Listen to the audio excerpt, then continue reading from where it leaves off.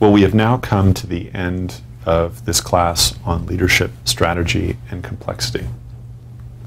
And first, let me say I deeply appreciate you all being willing to come with me in this journey over the last couple months to study how it is that as human beings who are flawed and limited in our capacity, we have the ability to engage with complex systems and find the leverage points and the joints in which to, or from which to create systemic change and to bring about health and healing and victory, depending on what the situation is that we're having to engage with. But that said, I do want to conclude on this point, that the principles and the tools that you've learned in this class can be applied in different ways. It's possible for you to think in terms of yourself and your own goals and your own ambitions, and to use the knowledge that you've gained to better understand the behavior of systems so that you can profit yourself. And it's my own belief that that kind of thinking will only get you so far. If you choose to think the other way, not in terms of your own self-interest, but in terms of serving one another and loving others in your knowledge of how these systems within the world operate, then you will be better able to care for the people that you meet. You will see situations that other people won't necessarily see. You will have a greater capacity for compassion, and you will be able to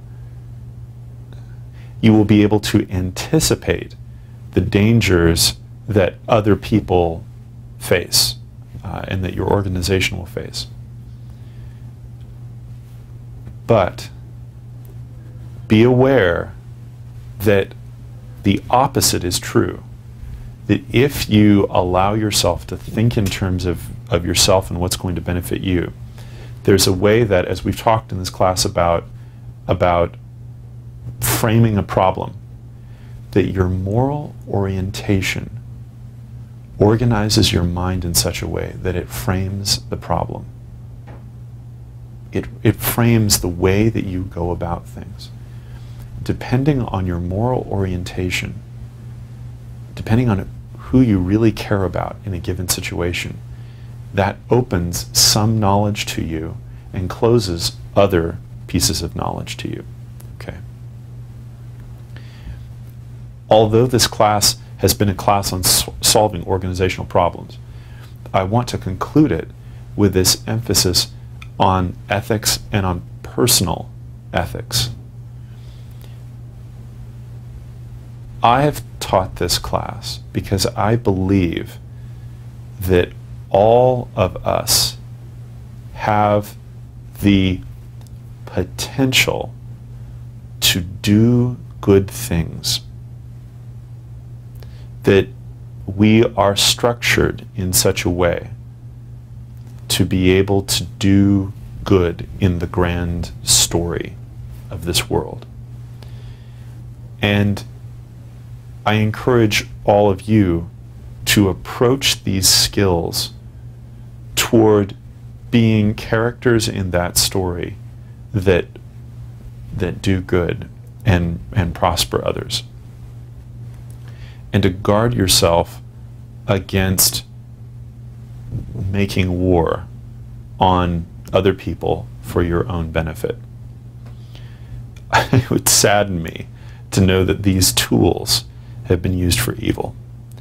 So please be diligent, not only in the application of what you've learned, but also with the heart and with the values consistent with why I've taught you these things.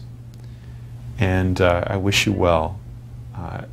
And my hope is that as you think through these things, that you will start to apply them not only to your organization professionally, but to thinking through what's best for your family, through thinking through long-term what will lead to victory, what will lead to you prospering, that you would be able to see the world in a new and deeper way, one that will lead to the prospering of not only you, but of all those generations that will depend on you.